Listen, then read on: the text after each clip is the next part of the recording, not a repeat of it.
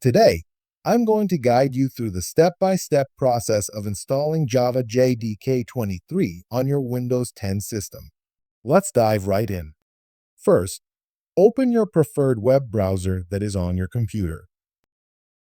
Here, type to search download JDK 23 and then press Enter. Click to open this first website. Ensure you're downloading from the official site to avoid any security risks. Next, move down to find Windows option and click on it. On the download page, look for the Windows x64 installer. Click on the download link to get the executable file. Once the download is complete, locate the installer file in your Downloads folder and double-click to run it.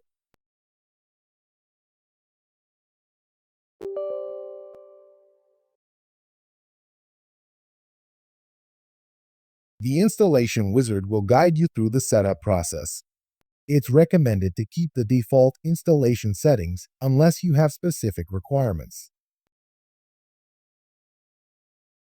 To confirm that the installation was successful, click on Start and open the command prompt.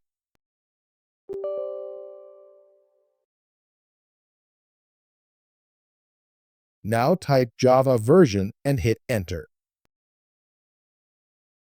You should see the version information displayed. And that's it.